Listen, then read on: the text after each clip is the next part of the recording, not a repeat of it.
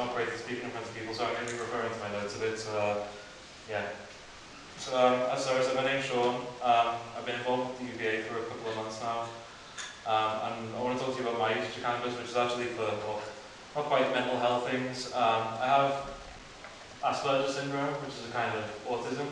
I also have ADHD, OCD, various chronic pain, asthma.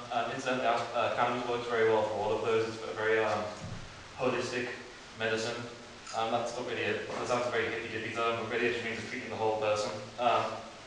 So the autism, in case some of you don't really know what that's all about, the main feature of it is something called the triad of impairments. So we're talking about things like social and problems with social and emotional things, so like relationships, working with others, language and communication, so difficulty understanding jokes. I'm guaranteed I'm the last to understand the joke every time, and difficulty understanding the sarcasm. I interpret things very, very literally, so I'm very easy to kid and such. What other thing here? Yeah, so flexibility of thought. So it's really important for me to have like a strict routine and things like that. I have trouble with functional empathy. I don't understand maybe when someone's angry or upset or what have you.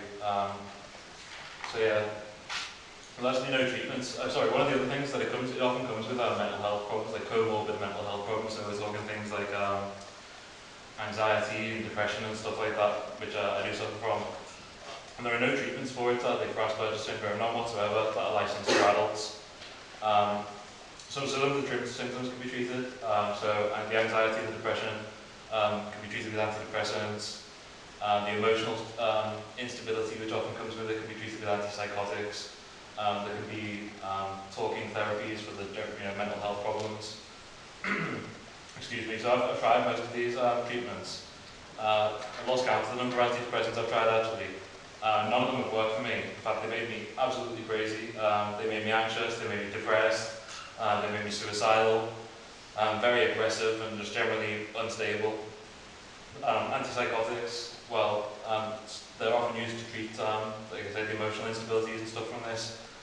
They come with some really horrible side effects, including things like fever, stiff muscles, confusion, sweating, faster uneven heartbeat, restless muscle movements in the eyes, tongue, jaw and neck, drooling, tremors, seizures, fever, chills, body aches, flu symptoms, nosebleeds, white patches, trouble swallowing, feeling like you might pass out, and penis erections, which can be painful and last over 4 hours. This is an easy work for me for pretty much all of these conditions which I have. It really, really does work, and comes with very few side effects.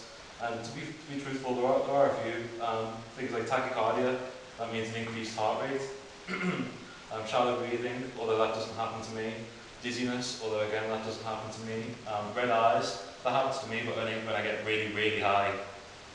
Increased appetite, well, obviously I do get that problem a little bit. Some paranoia, well that doesn't happen to me, and in any case I think that's largely because of the legal status. I think it's largely because people are worried about the police coming and kicking in the doors or what have you.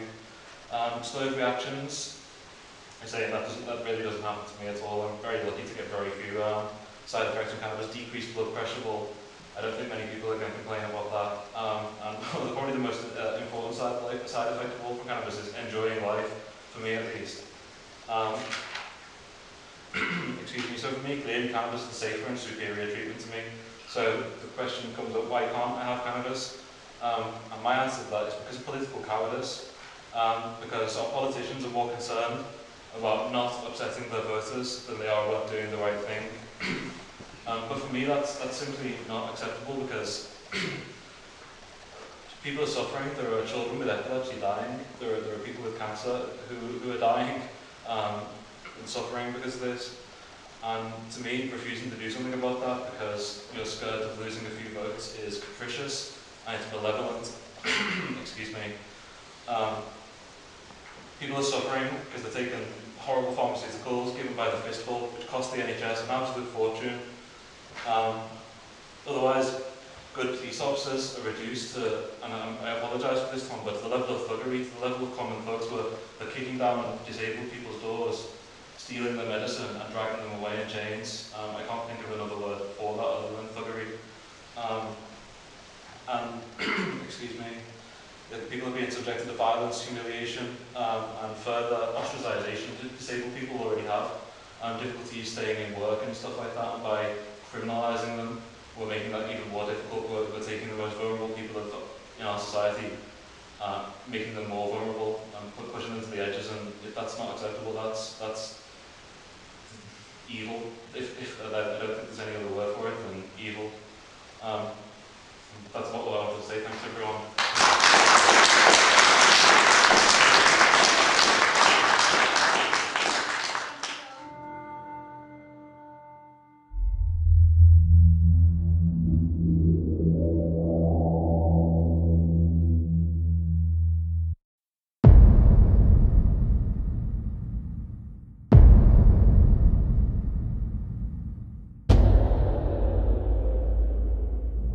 A push to privatise water in poorer countries where you actually had to have a key, you had to pay for the key to access the water. I can prove that a minimum of 60% of everybody's wages on this planet is paying interest to the banks. Scientists are saying, no, man, if we don't turn this around in 5 years, we are going to reach the point of no return. No, it's like I can still remember being a kid, and I can remember what it was like living that life of bullshit. And whatever we can do to change that, whatever we can do to form groups, whatever we can do within ourselves to make small changes, is a step forward. A lot of people are hanging around this system and try to fix this system. But what I would suggest is fixing this system or even another system is like giving painkiller to a dead. We're divergent, we're different, and we can think outside the box.